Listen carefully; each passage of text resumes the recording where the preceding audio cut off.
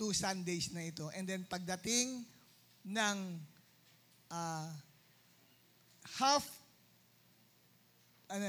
ano bang petsa ngayon? November 19. Oo. Pagdating ng next, isa pa, nang papasok ang December, may bago tayong team naman na hindi ko muna maia-announce sa inyo. Alright. So, dahil po sa anything that we want to share with you, ang topic that I want to share is about the law of sowing and reaping. What is our topic?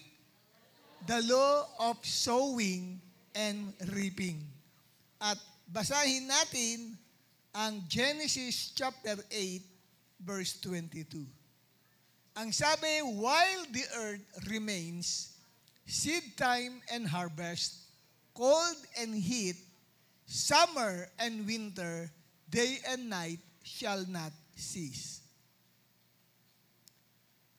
At dyan natin hinango ang atin pong paksa ngayon about the law of sowing and reaping. Dyan po sa naka-highlight na kulay pula. Ang sabi, hanggat nananatili ang mundo, ay mayroong pagtatanim at pag-aani. May lamig at may init. Yan sinasabi, and so on and so forth. So ang pagtutuunan natin ng pansin ngayon pong umaga is the seed time and harvest. So, yung law of sowing and reaping ay maliwanag. Hindi ka po pwedeng mag-harvest kung wala kang itinatanim. Hindi inuna ang salitang harvest at isinunod yung seed time. Kundi ang pagkakasunod-sunod niya, while the earth remains, seed time and harvest. So, hindi ka pwedeng umani na wala kang itinatanim. Kaya, yan po ang batas ng pagtatanim at pag-aani. Meron pong sinasabi sa Bible, sa Galatia chapter 6, verse 7, na kung saan ay sinasabi diyang, do not be deceived. Huwag kayong padadaya. Ang Diyos ay hindi napapaloko. Kung ano ang itinanim ng tao, yun ang kanyang aanihin. Yan po ang sabi ng mga unbeliever, yan ay law of karma. Are you familiar with the word karma? Ayan, kinakarma ka na naman kasi ikaw ganyan, di ba? Yun ang termino ng unbeliever. Pero sa atin, ang tawag natin dyan ay the law of sowing and reaping. Kung ano ang itinanim mo, yun ang iyong aanihin. At yan ay sinasabi mismo ng Biblia. Kaya kung ano ka ngayon, what you are now is the result of what you sow. Kung ano ang sitwasyon ng iyong buhay, kung ano ang nagaganap at nangyayari sa buhay mo, ay bunga yan ng pagtanim mo sa mga nakaraang taon, nakalipas na mga buwan sa buhay mo. Kasi inani mo lang kung ano ang iyong itinanim. At ang tanong ay, ano ba ang mga bagay na itinatanim? Una, kailangan maintindihan natin ano ba ang mga bagay na itinatanim, na itinuturo ng Biblia. Una ay ang pagtatanim ng salita ng Diyos. The Word of God is a seed. Sabi ng Luke chapter 8, verse 11. Ang salita ng Diyos ay isang binhi, buto o butil na itinatanim. Ang pagbabahagi, ang pagpangangaral o pagtuturo ay pamamaraan ng pagtatanim. Tayong mga mananampalataya ay tinawag bilang mga manghahasik o sowers sa English. At yan ay iniutos sa atin ng Panginoong Diyos sa aklat ng Marcos, Kabanata 16, talatang 15. At sinabi sa kanila, humayo kayo sa buong mundo at ipangaral ang magandang balita sa lahat ng tao. Ang utos ba yan ay para lamang sa mga alagad, na naunang alagad o 12 alagad ng Panginoong Hesus? Hindi po. Dahil pagkatapos po ng pangangaral ni Apostol San Pedro sa aklat ng mga gawa kabanata 2, may 3,000 na mga nagsitanggap ng salita ng Diyos. At yung 3,000 ay nagpabautismo sa tubig at sila ay nagsama-sama bilang mga magkakapatid. Sumama sila sa prayer, sumama sila sa fellowship, sumama sila sa pagpuputol-putol ng tinapay. At pagdating ng Acts chapter 2 verse 47, araw-araw ay idinaragdag sa kanila ng Panginoon ang mga nangaliligtas. Every day, the Lord added to them those that are being saved. Pag inanalisan ninyo yun, yung araw-araw, ay may idinadagdag ang Diyos sa kanila na mga nangaliligtas. Meaning to say, itong 3,000 ito na tumanggap kay Jesus, araw-araw ay nagsishare ng salita ng Diyos. Kaya mayroong naidadagdag na mga believers sa kanilang grupo. Sa mga tuwid, ang utos na yan, na humayo at ipangaral ang magandang balita ay hindi exclusive only sa mga 12 alagad ni Kristo, kundi sa bawat mananampalataya ng ating Panginoong Hesus. Habang tayo ay nagsishare, tayo ay naghahasik o nagtatanim ng butil o ng binhi ng salita ng Diyos. Hindi lamang ang mga believers ay tinawag bilang manghahasik.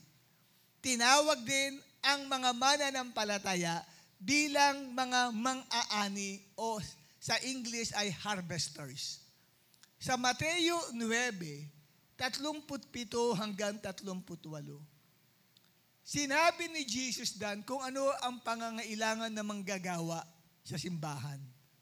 Hindi raw nangangailangan ng usher, hindi nangangailangan ng praise and worship team members, hindi nangangailangan ng mananayaw o ng mga miyembro sa media. Ang kailangan ay tagapag-ani. Ang sabi dito sa Mateo 9:37 hanggang 38, kaya sinabi niya sa kanyang mga alagad, napakaraming aanihin, ngunit kakaunti ang mag-aani. Idalangin ninyo sa may-ari ng anihin na magpadala ng mga mag-aani. So, ang prayer pala natin is not, Lord, give me this and give me that. But Lord, send harvesters into your vineyard o into your harvest. Lord, magpadala ka ng mga tagapag-ani. Kaya dito po ay itinuturo sa atin na meron pong believers na ang role nila ay mag-share. Pagkatapos niyan, hindi naman nila madala sa kanilang cell group o sa kanilang church. Yung mga hindi naman nag-share, sila naman, yung sineran ng tao, sila naman ang nakapagwagi. Ibig sabihin, bago mo sharean yan, ay meron na pong nag-share yan. Ano kung ibig sabihin? Ilan sa inyo, bago kayo naanyayahan, may mga taong maaring kumausap na sa iyo, nagpatotoo na patungkol kay Jesus Christ. Ang tawag doon ay tinaniman ka na ng salita ng Diyos. O naka-attend ka na minsan sa isang ganitong gawain, kaya lang hindi ka na nagpatuloy, pero ang purpose lang pala ay tinaniman ka lang ng salita ng Diyos. And then, dumating ang maraming taon, naglagas-lagas ang mga dahon, hanggang sa may nakilala kang isang born-again Christian, sineran ka at inanyayahan ka sa church, at doon ay parang namulat ka sa katotohanan at naging aktibo ka. Iba ang nagtanim, iba ang umani. Ilan sa inyo gusto nyo kayo ang umaani? Sinabi ni Jesus Christ yan, may mga ganyang role. Pagdating sa heaven, hindi ka lugi kung hindi ikaw ang nakapag-ani. May bahagi daw po ang nag-share. At may bahagi din ang umani. Kasi yung nag-share, nagtanim. Siniran ka. Alam mo, mahal na mahal ka ni Jesus Christ. Bagamat nag-reject ka, pero may naitanim sa'yo. Tapos, hindi na kayo nagkita ng kaibigan mong yon hanggang sa nagtapos ka sa kolehiyo, nakapagtrabaho ka. Nagkaroon ka ng ka-office mate na born-again Christian. Siniran ka ngayon. Naakay ka ngayon. Yung pag-share sa'yo, hindi pagtatanim yun. Diniligan ka lang. Yung unang-unang nag-share sa'yo, ang tawag doon ay nagtanim.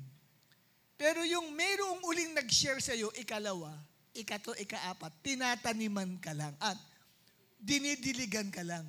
Tapos, nung pagdilig sa'yo, tumubo, nagkaroon ka ngayon ng interest kay Lord. Kaya maikikwento mo, dati may nag-share na sa akin noon eh.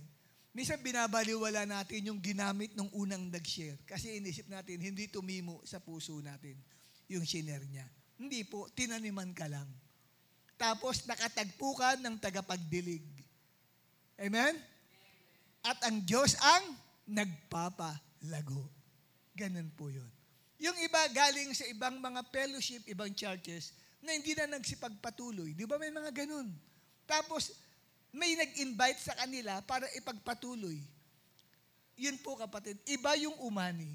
Kaya yung iba makikita nila, alam mo, ang daming dumadali doon, mga na-sharean ko dati yun eh.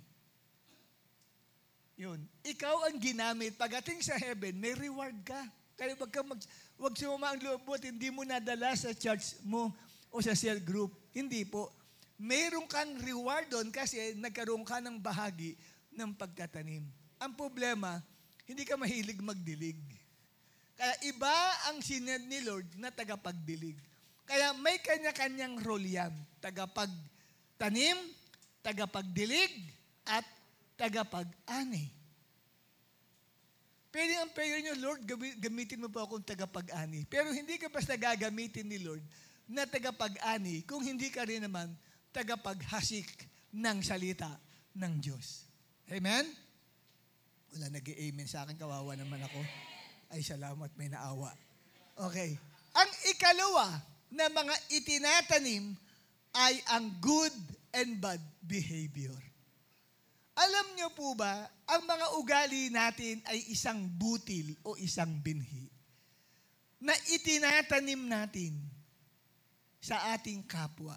Kung ano ang ipinapakita nating karakter sa kanila, yun ang itinatanim natin sa isipan at puso ng mga taong ating nakakasalamuha. Ang sabi nga diyan, the good or bad that you do to your fellow man is an act of sowing. Ano ba, kinausap ka? Uy, sinabi, ano? Hindi ko sinabi yan. Wawala ka agad. Malumani naman ang tanong. Yun ang tatanim ka ng ganung karakter dun sa tao. May binhi kang itinatanim. Ang problema nga lang, bad seed. Bad behavior ang naitanim mo. Pero kung may nagsasabi sa iyo, ang pangit mo daw. Ganun. Sige. Mas maganda nga siya sa akin. Okay lang. No problem.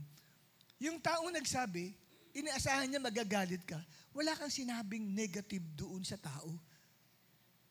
Nagtanim ka sa kanya ng good behavior. Ang sabi ng Galatia 6:7, huwag ninyong linglangin ang inyong sarili. Hindi maaaring dayain ang Diyos. Kung ano ang itinanim ng tao, yun din ang kanyang aanihin. Kaya pag nagtanim ka ng awa sa kapwa, aani ka rin ng awa. At marami ang maaawa pa sa iyo, pati ang Diyos. Nasa Bible ba yan? Opo, Mateo 5, talatang 7. Tumayo ang lahat ng maawain. Wala. Nagtitinginan pa sila. Tumayo lahat ng maawain. Okay, lahat ng maawain na tumayo. Ayan, praise the Lord. Kilala mo na. Sabihin mo, give me 5.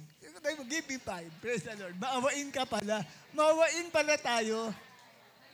Sige, lahat ng maawain, basahin natin ang Mateo 5, talatang 7. 1, 2, 3.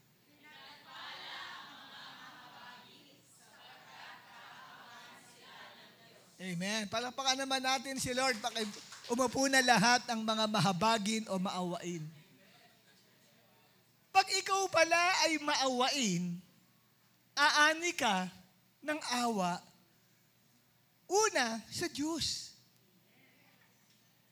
Kaya kung ano ang itinanim mo, yun ang iyong aanihin. Paano kung hindi ka nagtanim ng awa? Nagtanim ka ng sama ng loob. Anong aanihin mo? Sama din ng loob mula sa ibang tao. At dadami ang sama ng loob ng mga tao sa iyo. Umaani ka lang. Nagtataka ka, bakit ang dami-daming tao may sama ng loob sa akin? Kasi yun ang itinatanim mo sa ibang tao. Nagtatanim ka ng hinanakit, kaya umaani ka rin ng hinanakit mula sa iba. Paano kung magtanim ako ng pagmamahal? Di aani ka ng pagmamahal sa ibang tao. At lalo na sa Diyos. Di ba? Sige, lahat ng nasa kaliwa. Taasan kami ng lahat ng nasa kaliwa. Yan. Nasa kaliwa. Hindi ka naman, sige. Hindi, yung kumuha ka ng partner mo, katabi. Yan, yan. Hawakan mo ang kamay ng katabi mo. Yan. Maghawak kayo ng kamay. Tapos magtinginan kayo. Lahat ng nasa kaliwa, ngitian niya yung nasa kanan niya. Ibigay mo yung pinaka-best mong ngiti. Sige, sige. Magbitaw na kayo. Sino sa inyo nung nginitian mo yung katabi mo, gumanti ng ngiti? Kasi yung smile ay isang uri ng pagtatanim. Pag ikaw ay ngumingiti sa iyong kapwa, nagtatanim ka ng ngiti sa kanya. Kaya kadalasan, ang bilis din ng pag-ani mo. Nung ngitian mo, ngumingiti rin sa iyo. Nakuha nyo? Yun po yun. Kaya kung ano ang itinanim ng tao, yun din ang kanyang aanihin. Kung simangot ka doon sa tao, aani ka rin ng simangot mula sa iba. At ano pa, kapatid, ang halimbawa natin dito? Kung nagtanim ka ng paghuhusga sa iyong kapwa, aani ka rin ng paghuhusga ng Diyos. Mateo 7, talatang 1. Huwag kayong humatol nang kayo'y di hatulan. Sapagkat hahatulan kayo ng Diyos ayon sa paghatol nyo sa iba at susukatin kayo ayon sa panukat na ginagamit ninyo sa iba. Kaya kung judgmental ka sa kapwa mo, hahatulan ka rin ni Lord. At hindi lang, aani ka din ng judgment sa ibang mga tao. Sasabihin mo, ang judgmental naman nila sa akin, tanungin mo agad ang sarili mo, ako ba'y ganun din sa ibang tao? Pag naalala mo, no? Inani ko lang. Di ba? Kaya minsan, pagka may ganyan, di ba, nagsusumbong tayo, grabe kung sila sa akin, makapag-judge sila sa akin. Ang tanong kung maraming alam sa Bible ang kausap mo, ikaw ba'y naranasan mo rin bang maging judgmental sa iba? Kung open ka lang, kung wala kang pride, iisipin mo, nagawa ko rin yun. O sasabihin, di inani mo lang yung ginawa mo sa kapwa mo. Kaya yun ang law of sowing and reaping. Kaya kung gusto mong umani ng kabutihan sa kapwa, gumawa ka ng mabuti sa kapwa mo. Amen po ba? Kung gusto mong ngitian ka ng maraming tao, mauna kang ngumiti sa kanila. Ayan. Ang ikatlong uri ng pagtatanim ay ang pagbibigay ng buhay sa Diyos. Sacrifice of life ay isa sa mga bagay na itinatanim. Pag ang buhay ninyo ay inihandog ninyo sa Diyos, yan ay pagtatanim ng buhay nyo para sa Panginoon. 1:12, talatang 24, pakatandaan ninyo hanggat hindi nahuhulog sa lupa ang butil ng trigo at mamatay. Mananatili itong nag-iisa, ngunit kung ito'y mamatay, mamumunga ito ng sagana. Ang taong nagpapahalaga sa kanyang buhay ay siyang mawawalan nito. Ngunit ang taong hindi nagpapahalaga sa kanyang buhay sa daigdig na ito, ang siyang magkakaroon ng buhay na walang hanggan. Ang naghahangad na maglingkod sa akin ay dapat sumunod sa akin. At saan man ako naroroon, ay naroroon din siya. Pararangalan ng Ama ang sinumang naglilingkod sa akin. So, hindi tayo pwede makapaglingkod sa Panginoon. Malibang ihandog natin ang buhay natin sa Diyos. Yung sacrifice of life, paghahandog yan ng buhay sa Panginoon. At yung paghahandog, pag ginamit ang term sa Bible na sacrifice, pinapatay po ang lahat ng handog. Ang sacrifice ng mga animals, hindi po yan basta inaali na lang kay Lord. O ito Lord, yung hayop na para sa iyo, nga. Yan. Hindi. Yung pag-aalay nila, kakatayin nila yun. Tapos, susunugin at saka iaalay kay Lord. So, ibig sabihin, nilinaw dito ni Jesus Christ na yung sacrifice ng buhay natin kay Lord, kailangan merong mamatay na bahagi sa buhay natin na laging kumakalaban sa kagustuhan ng Diyos. Yun ang pinapatay. Kasi pag hindi pa patay yun, ang hirap. Tuturuan mo talaga ang sarili mo na gumising ng maaga para makadalo sa gawain sa Panginoon. Di ba? Yung linggo lang na gawain ito. Marami tayong pinapatay sa sarili natin. Alam niyo ba, pagpunta mo lang sa simbahan ay sacrifice na. Di ba? Iba sa inyo, bising tao. Iba sa inyo, negosyante. Iba sa inyo ay nagtrabaho Lunes hanggang Sabado. Linggo nga lang ang pahinga. Maitaas mo lang ang 2 paa mo, okay na sa buong maghapon ng linggo. Kasi puro trabaho.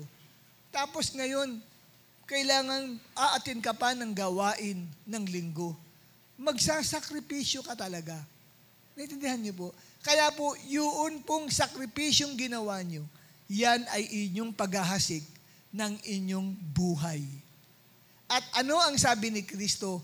Pag naghasik ka ng buhay, aani ka ng marami. Yan ang principle ng multiplication. Kung nais mo na mag-multiply ka, ibig sabihin, dati ikaw lang nag-iisang umaatin. Sumunod, kasama mo na mga anak mo. Sumunod, kasama mo na ang mga apo mo. Sumunod, kasama mo na ang mga manugang mo. No? Sumunod, kapatid, ay kumari mo na, kumpare mo na, kasama mo na sa trabaho, kung estudyante ka, mga classmates mo. Dati nag-iisa ka lang. Ngayon, dumami ka na. Kasi nagsimula yan sa paghahasik mo ng binhi ng iyong buhay. At ikaw ay mamatay. Kasi pag sinabing, di ba, ang pagtatanim ay inilalagay sa ilalim ng lupa. Nililibing. Yun po yun eh.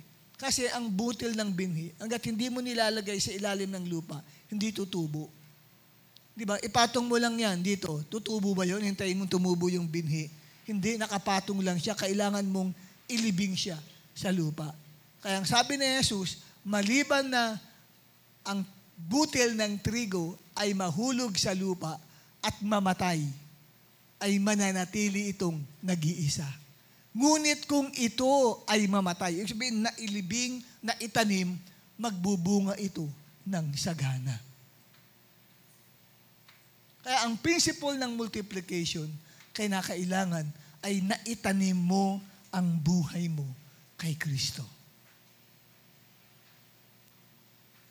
Yun po ang sikreto ng fruitful life. Naitanim mo ang buhay mo kay Jesus. At ang ika-4 po, na pagtatanim, kapatid, ay patungkol sa finances, money, and goods. Ano yung unang pagtatanim na ginawa natin? Word of God. Number 2, good or bad behavior. Balikan ko lang sandali yung good and bad behavior. Kasi naalala ko na meron pong sinabi yung isang Makata na nabuhay nung 700 BC, before Christ, or before the Christian era. Ang tagal na. Halos kasabayan niya nila Aristotle, no, ng mga kilalang philosophers. Si Lao Tse, na kung saan ay sinabi po niya, watch your thoughts, they become your words. Watch your words, they become your actions. Watch your actions, they become your habits. Watch your habits, they become your character. What's your character, they become your destiny. So, pinakikita lamang dito kung ano ang itinatanim natin na character, yun ang inaani natin sa ating buhay. Si Lao Tzu pala, hindi Lao Tse, Lao Tzu ang sumulat. Okay? Ayan. Kaya, yung bad character, saan nagsisimula? Isip. Sa isip. Kaya kung hindi mo makontrol ang isip mo, ito ang maghahatid sa iyo sa kapahamakan. Matindi ang isipan ng tao. Doon na tayo sa ika-4 na itinatanim, finances, and money or goods. Ang pagbibigay ng ating pananalapi sa gawain ng Diyos ay pagtatanim sa kaharian ng langit. At iniisip mo, pag nagbigay ka, nababawasan ang pera mo, nagkakamali ka doon.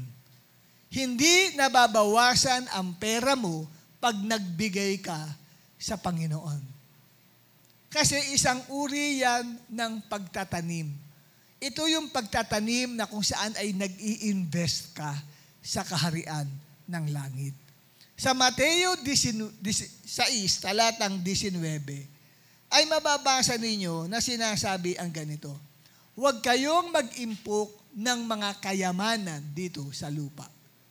Dito ay may naninirang insekto at kalawang at may nakakapasok na magnanakaw. Sa halip mag-impok kayo ng kayamanan sa langit, dooy walang naninirang insekto at kalawang at walang nakakapasok na magnanakaw. So wala palang papasok sa langit na magnanakaw. Sapagkat kung saan naroroon ang iyong kayamanan, naroon din ang iyong puso. So yan po kapatid. Kung atin pong uunawain ang ating binasa, hinggil po sa pagtatanim, nakita po natin na pag nagbigay tayo sa Diyos, ay pag-iipon ng kayamanan pala ang pagbibigay sa Panginoon. Ito po pala ay hindi kabawasan sa atin pong pananalapi. Kaya nanghihinayang ang tao na magbigay sa Panginoon o magbigay ka man o tumulong ka man sa ibang tao, nanghihinayang kasi iniisip, mababawasan na naman ang pera ko. ang laki pong pagkakamali yun sa isipan ng tao. Kung atin pong pag-aaralan na may dalawang bagay na pagpapalang ibinibigay ang Diyos sa atin. Sa 2 Corinthians chapter 9, verse 10. Basahin natin sabay-sabay ang talatang ito. Ready? Kalabitin mo katabi mo. Ready tayo. 1, 2, 3.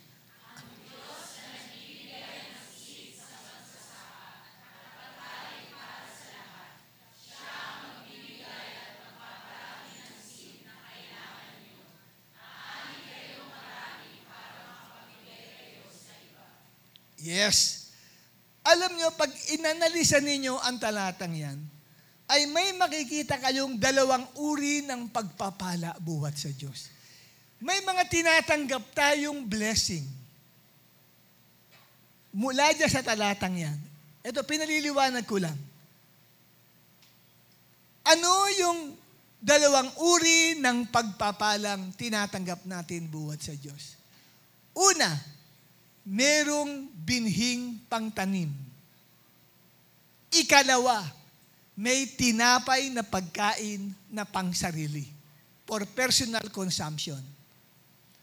May mga tinatanggap ka, ang isip agad natin, nasa ikalawa lang. Pag may tumanggap tayo ng pagpapala, ang nasa utak lang natin, yung ikalawa, for personal means, para sa sarili ko. Nakuha nyo? Puro sa sarili ko yan. At ang nakakalimutan mo, kasi hindi mo nababasa ang 2 Corinthians 9:10 eh. Huwag mong kalilimutan na kaya ka binibless ni Lord kasi binibigyan ka ng binhing pangtanim din. Di ba ang sabi balikan lang natin ang 2 Corinthians 9:10. Ano ang sabi diyan? Ang Diyos na nagbibigay ng seed, yun yung binhi, yun yung pantanim, sa magsasaka at pagkain para sa lahat. Dalawa, seed at saka sa ibang translation, bread. Nakalagay, seed and bread. Nauwaan niyo po? Nauwaan niyo? So nagbibigay si Lord ng seed, pangtanim, at bread for our personal consumption. Para sa iyo.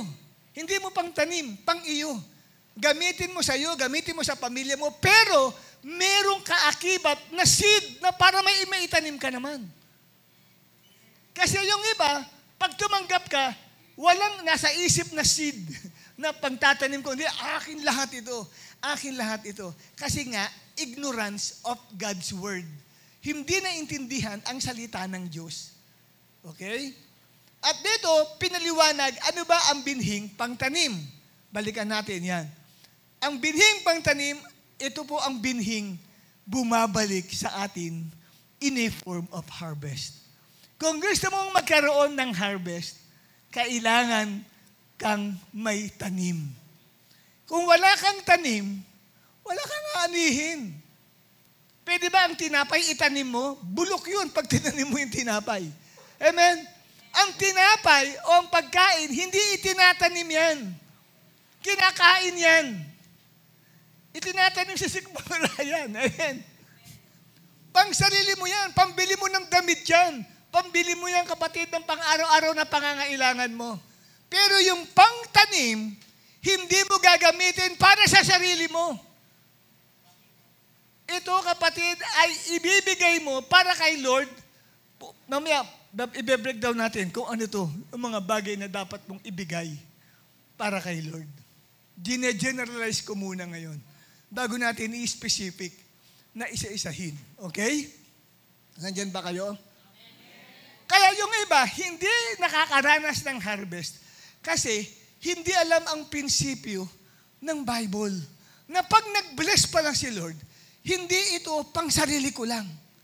Uy, tumanggap ako ng 13-month pay. Hallelujah. Ano kayang bibiling ko rito? Nakalimutan na meron pala dapat siyang pangtanim. Nakalimutan lahat yun. Naunawaan nyo? Kaya pagkatapos ng 13-month, dumating ang 2024, January hanggang December, gulat siya. Bakit parang panahon ng kahirapan? Paano ka? Wala kang harvest na mararanas sa 2024. Wala kang itinanim. ang itinanim, yun ang bumabalik sa'yo. Kaya walang bumabalik kasi wala kang pangtanim. Ang inisip mo lang, pansarili mo. At yung ikalawa, yung tinapay na pagkain na pangsarili. Ang tinapay na pagkain, hindi na bumabalik sa atin yun. Napupunta yun sa may-ari ng McDo, ng Jollibee, ng Mang Inasal, ng Milk Tea, at SM. Pinatawag ka na ba ng mga may-ari nito para ibalik sa iyo ang mga binili mo? Hindi po, kapatid. Yun lang. Nang bumili ka, kinain mo. Para sa future, wala ka na sa pang future mo. Wala ka na pang future mo. Alam niyo, ang seed ay para sa pakasiguruhan ng iyong kinabukasan. Pag wala kang seed na ibinibigay, wala kang kasiguruhan sa kinabukasan mo.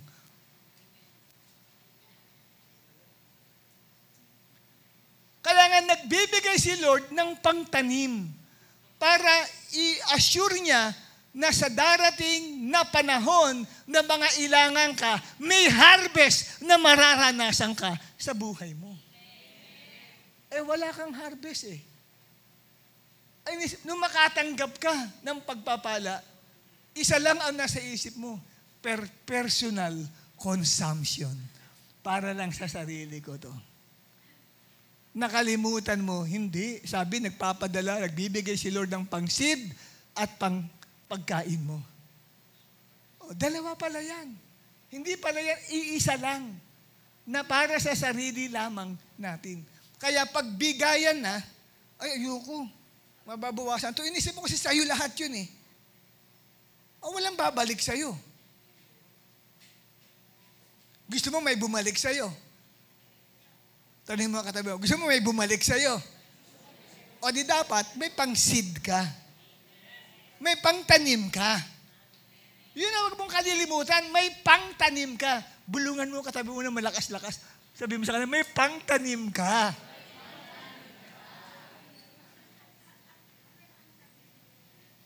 Kaya, yung needs mo, inuunahan mo na sa pamagitan ng pagbibigay ng iyong tanim. Inuunahan mo na. Sa ngayon, wala ka pang wala ka pang matinding pangangailangan. Tinataniman mo na yun. Amen? Tinataniman mo na siya in advance. Huwag kang magtatanim sa oras ng pangangailangan. Dahil bakit? Kasi pag nagtanim ka, future yun. Ngayon mo kailangan eh. Naintindihan mo? Kaya ang seed, ibinibigay for future.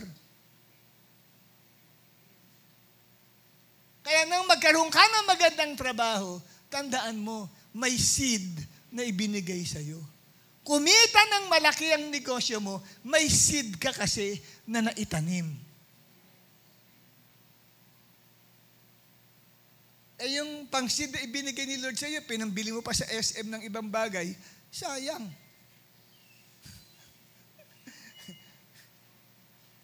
Kaya pag tumanggap ka ng pera, Lord, alin dito ang pang-seed, alin dito ang pang-personal.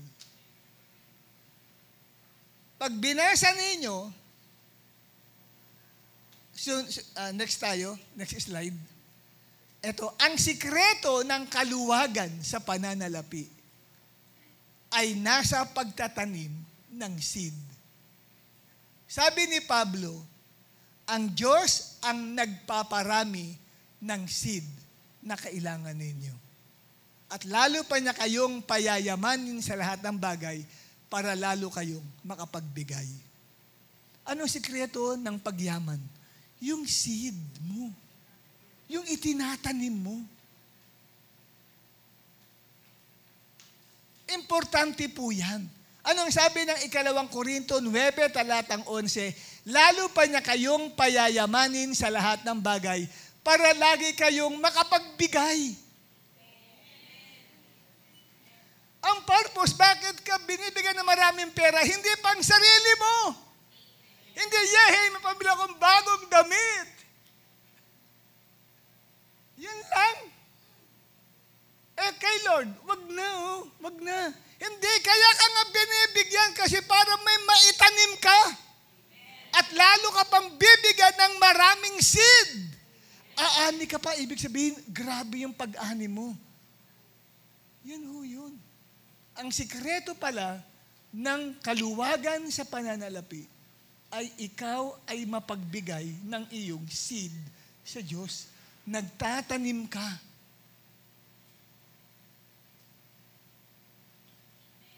Ang Diyos ang supplier sa English He supplies the seeds. Kanino? Sa mga mapagtanim. Sa mga magsasaka o sower.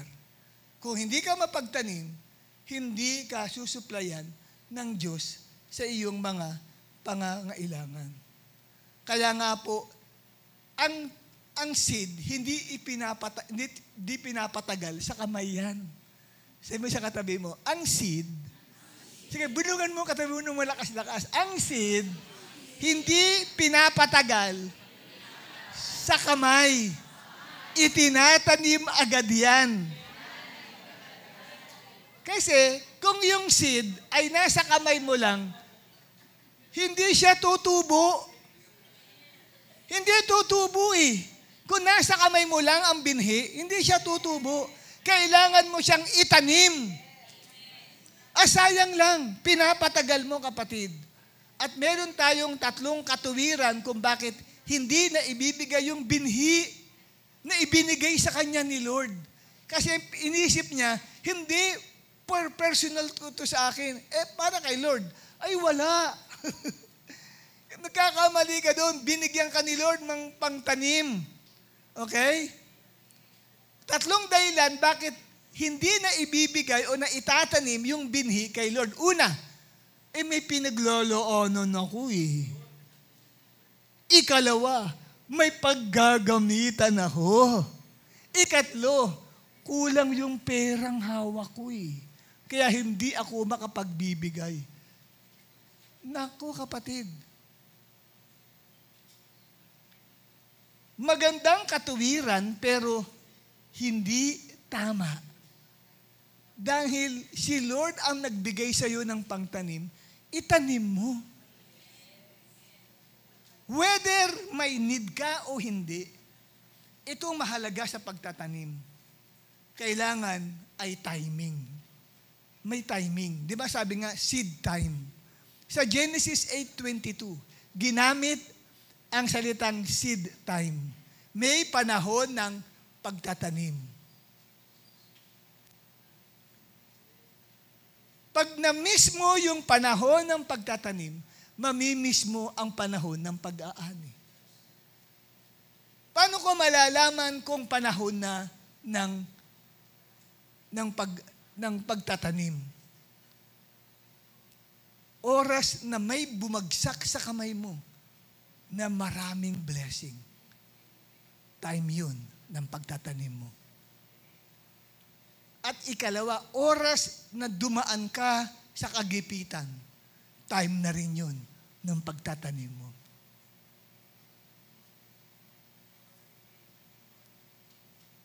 Kasi pag na-miss mo yun, nami-miss mo yung harvest. Maski sa mga magsasaka. Yan, yung tatay ni Pastora Isbel, magsasaka yun. Ang tagal ng farmer nun, ang tiyaga-tiyaga nun. Noong mag-boyfriend pa lang kami, pumupunta ako sa Batangas, malayo pa lang kami, nakikita mo na siya, talagang may kalabaw na kasama na talagang inaararo yung kanilang bukid. Laki-laki ng bukid nila doon na tinataniman ng palay. Makikita mo talaga yung katyagaan. At dito ay alam nila, pag hindi sila nakapagtanim sa season na ito, malamang mahihirapan silang makapag-harvest. Kaya may timing yun. Yung timing na may tinanggap kang blessing, ise-separate ko yung seed doon sa personal ko. Kasi kung gusto mong humarvest, hindi mo itatanim yung personal mo. Kasi uuudin lang yun. Pag tinanim mo sa lupa ang tinapay, uod ang labas. Pero pag yung binhi ang itinanim mo, yun ay tutubo at magbubunga ng marami.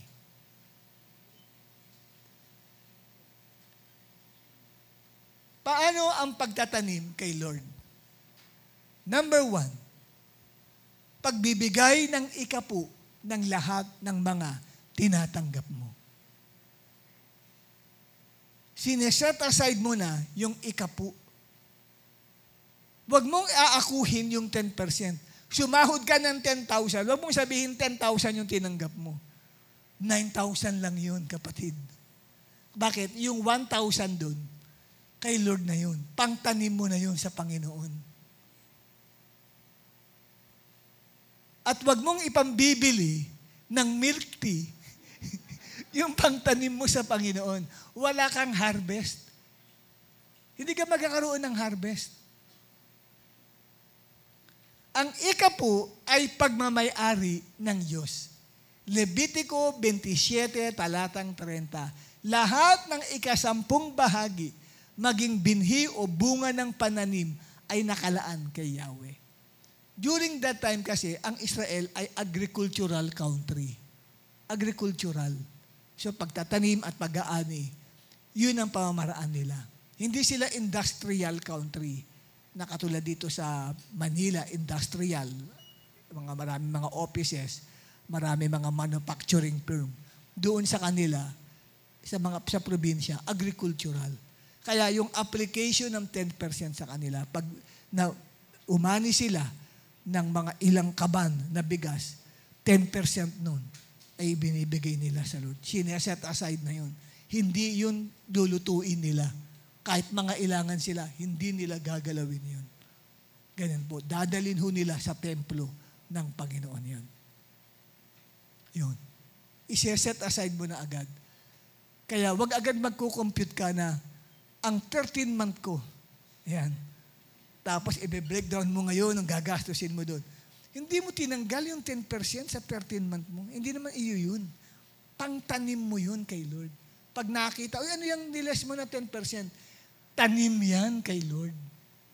Nasa 2 Corinthians 9 verse 10. Amen po ba?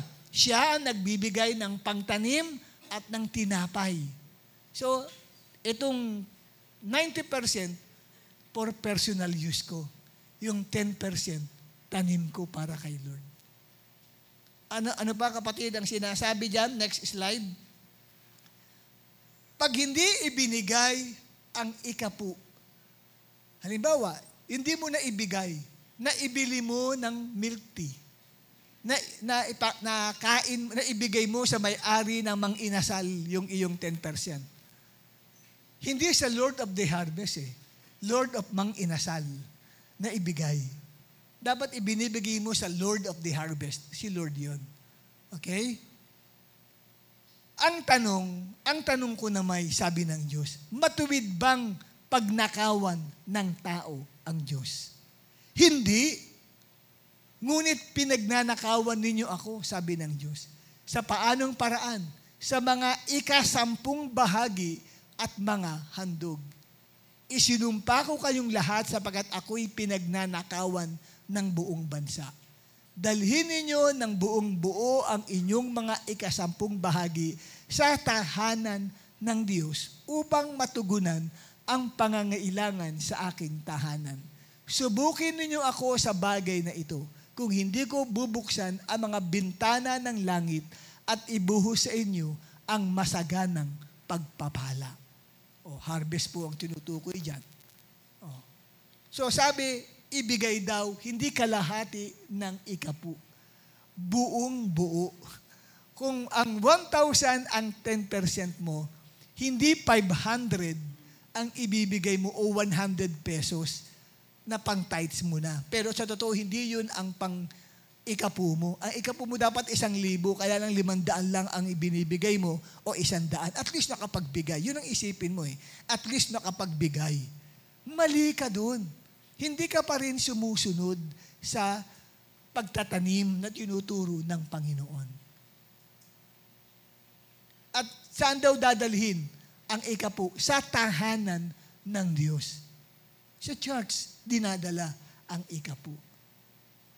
Pag hindi ibinigay, anong sabi? Ninanakawan ang Diyos. Yan ba'y itinuro ni Jesus? Yes. Itinuro ni Jesus na dapat gawin ang pag-iikapu, hindi dapat din nakakaligtaan ang iba pang mga utos. Mateo 23, talatang 23. Kahabag-habag kayo, mga tagapagturo ng kautusan at mga pariseyo. Mga mapagkunwari, nagbibigay kayo ng 10 bahagi ng maliliit na halamang tulad ng hierbabuena, ruda at linga. Ngunit kinakaligtaan man ninyong isagawa ang mas mahalagang utos sa kautusan. Ang katarungan, ang pagkahabag at ang katapatan. Dapat niyong gawin ang mga ito. Ano yun? Yung pag-iikapu. At hindi kinakaligtaan ang ibang utos katulad ng katarungan, pagkahabag, at katapatan. So, yung unang sinabi ni Jesus, dapat niyong gawin ang mga ito. Ano yun? Yun yung pagbibigay ng ikapu. Pero dapat, di naman, hindi kinakaligtaan ang katarungan, ang pagkahabag, at ang katapatan. So, sinabi ni Jesus pala, huwag din natin kaliligtaan ang pagbibigay ng ikapu. Si Jesus na yun, yung ating Lord na sinasamba, ang nagsasabi po nito.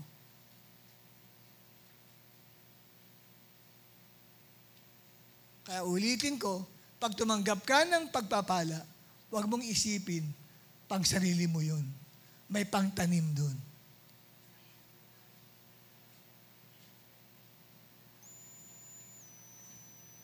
At ikalawa pa na paano ang pagtatanim, aside sa ikapu, meron ka pang ibibigay na kusang kaloob. Ang tawag diyan ay free will offering. Kusang kaloob. Malakias 3, talatang 8, binanggit yung mga handog. Sa mga 10 bahagi at mga handog. Tithes and offerings ang tawag. Itong free will offering, wala itong designated amount o percentage. Ang magpapasya niyan ay yung puso mo kung magkano ang gusto mong ibigay. 2 Corinthians 9:7. Ang bawat isa ay dapat magbigay ayon sa kanyang pasya, maluwag sa loob, at hindi napipilitan lamang sapagkat iniibig ng Diyos ang nagbibigay ng may kagalakan. Yung una ay designated as 10%. Yung ikalawa, yung free will, kusang loob na pagbibigay, wala pong amount, ikaw ang magsasabi kung magkano. Yung iba, pinapantayan nila yung 10% nila. Kung ang 10% mo ay 1,000, tatapatan nila yun sa kanilang free will offering ng 1,000. Ganun ang ginagawa nila. Tinatapatan nila. Kasi bakit? Ang mas malaki dapat na maibibigay natin, hindi yung 10%. Mas malaki yung free will. Kasi ito ay ayon sa ekspresyon ng pagtitiwala at pagmamahal mo sa Panginoon. Pag-ibig mo sa Diyos yan yung iyong gagawin Kasi yung 10%, hindi naman sa atin may-ari niyan si Lord. Itong ibibigay mong free will, galing na sa iyo yan. Yan yung masasaktan ka na kasi ikaw na may-ari niyan. Part yan ng 90% mo na tinanggap. Free will offering. Diyan masusukat kung ikaw nga ba ay totoong nagmamahal kay Lord. At magbigay ka daw, hindi ka nakasimangot na paano nanghihinayang ka. Ito na nga. Sa loob mo, naman nabawasan naman ang pera ko. Nagkakamali ka, tanim mo yan kay Lord At aani ka. May ani. Pinangako ni Lord yan. Di ba?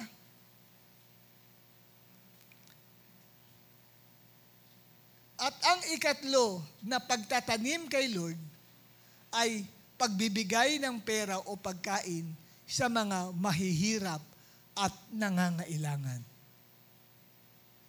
Sa Kawikaan 19, talatang 17, parang pagpapautang kay Yahweh ang pagtulong sa mahirap.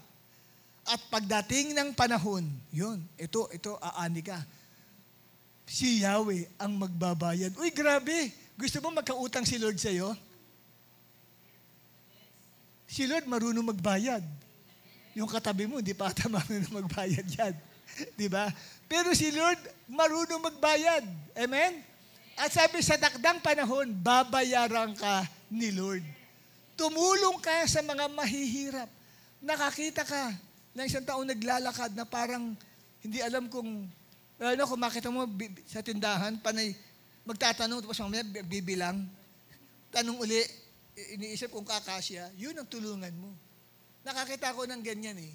Dito lang, sa bakery, yung kanto niya sa bakery, naglalakad ako, galing ako, nag-exercise lang ako, nakakita ko ng isang babae na, kasi bibili ako sa bakery ng tinapay eh. Tinuturo siya, tapos mamaya-maya, nagbibilang na ganyan, lahat ata tinuro niya na, hindi ata kasya. Nakita ko, parang kaawa-awa naman yung kalagayan. Lumapit ako. Nay, ano pong bibilin niyo? Parang nahihiya sa akin. Ako, hindi, Nay, anong bibili niyo? Tinuro niya yung pinakamura. Ako, hindi, ito to, mas, magkano to? Sabi, 7. Ako, yan na lang, Nay. Ayaw pa niya. Akin na ho yung pera ninyo. Talagang di aabot. 50 centimos lang eh. Tag-gis pa yung pera niya. Sabi ko, sige Nay, ako, bigyan mo na sa kanya, ako na. Ang sarap ng pakaramdam. Ang sarap ng pakaramdam na makatulong ka sa iba. Yung pala, pagpapautang kay Lord yun. Amen?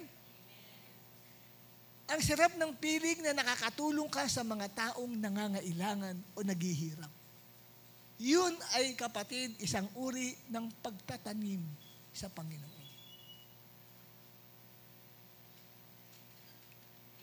Yung mga namamalimos, yan. Binibigyan natin yan, inaabutan natin yan.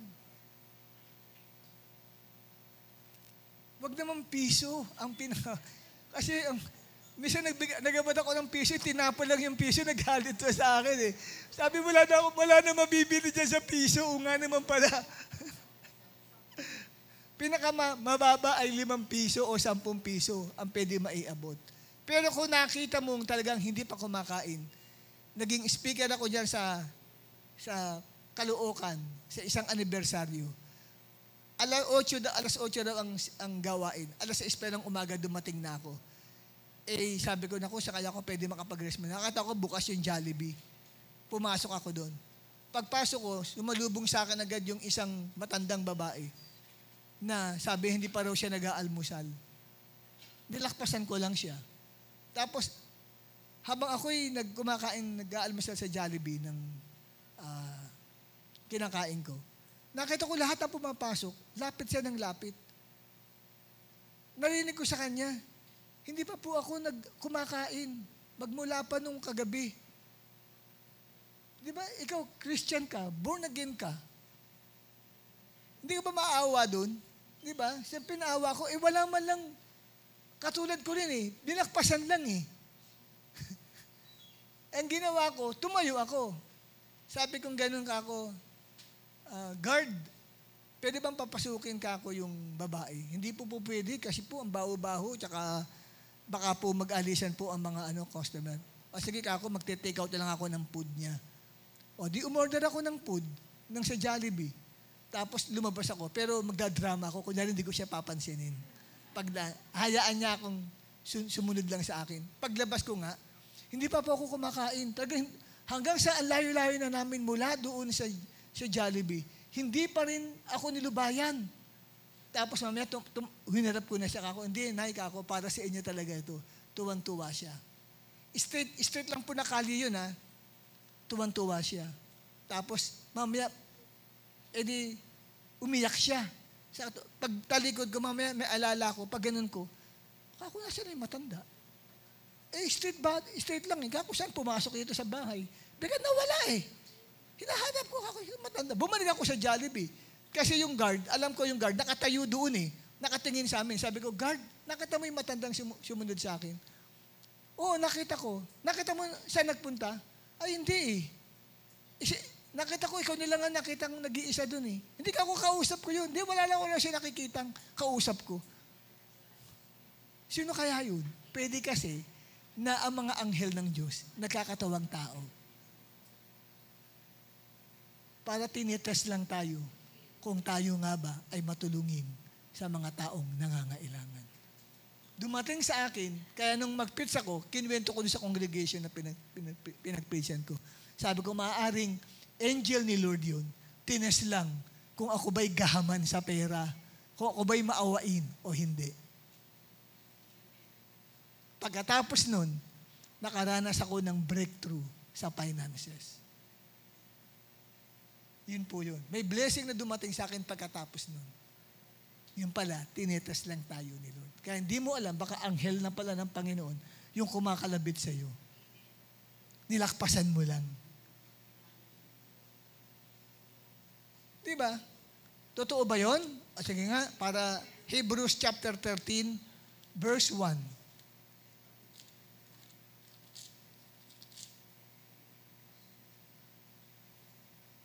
Verse 2.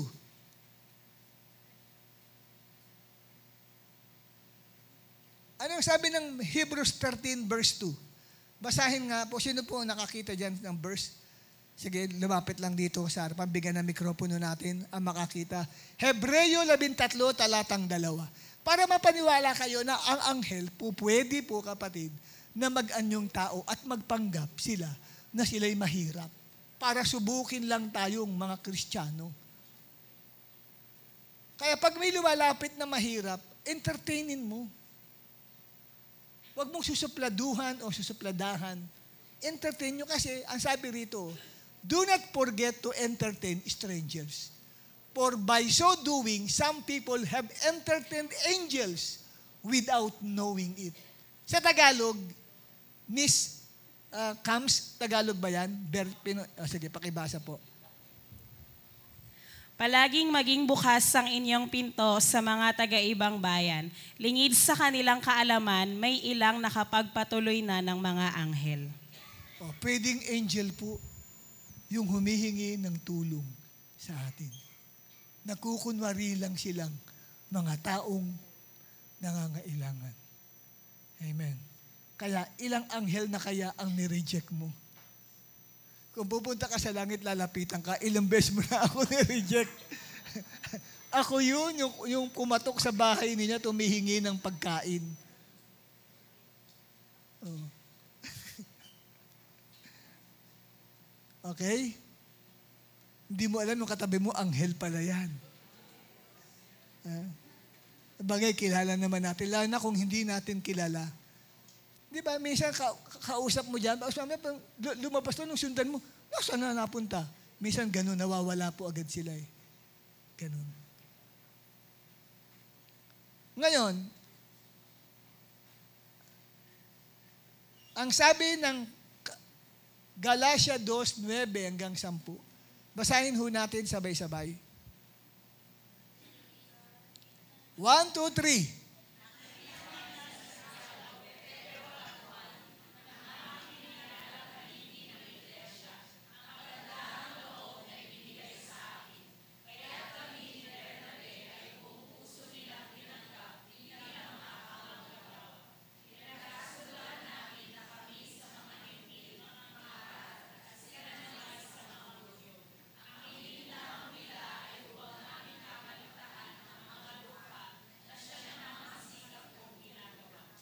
Yan, nagpapatotoo si Pablo.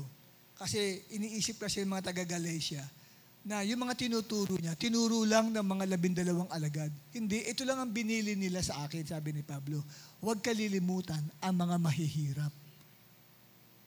So, even sa early Christians, talagang kasama sa ministry nila yung pagtulong sa mga mahihirap. Kaya tayo po, tuwing sasapit ang Pasko o Christmas, nagkakaroon tayo ng pagpapakain sa mga natutulog sa kalsada. Hindi naman natin magawa yan araw-araw dahil alaking pera din po nun. Mauubos lang ang pondo natin kung gano'n ang gagawin natin. Kaya sinasamantala ho natin yan tuwing magpapasko na kung saan po ay nagluluto ng pansit at nagpiprepare ng mga food, dala-dala ang ating L300, bumabaybay dyan sa kahabaan ng Recto, kahabaan ng Espanya, dito na. Kasi yung mga natutulog po sa kalsada, mga pamilya, ginigising po sila at pinoprovidean po sila ng pagkain. Makikita mo, tuwan-tuwa ho sila, mga kapatid. Yun man lang, kahit isa sa isang taon ay nakakatulong po tayo. Amen? Kaya nga po, meron tayong, ano yung basket na yan? Offering for the poor. Yan po, yung mga nalilikom na pera na yan ay ipapakain natin doon sa mga dukha. Ang sabi, yung binigay mo na pantulong sa mga mahihirap ay pagpapautang na ginagawa mo kay Lord. Kaya si Lord may utang sa iyo. Naku, matindi, babayaran ka niya. Ang hirap magpautang sa tao. Di mo alam kung totoo magbabayad. Pero kay Lord, pag nagpautang ka, tiyak ang bayad nun. Amen? Amen? At ang ika-4, last but not the least, ay ang pagbibigay ng first fruit offering. Ang first fruit offering ay isang bahagi ng pagsamba. Proverbs 3 verse 9 to 10, honor the Lord with your wealth and with the first fruits of all your produce.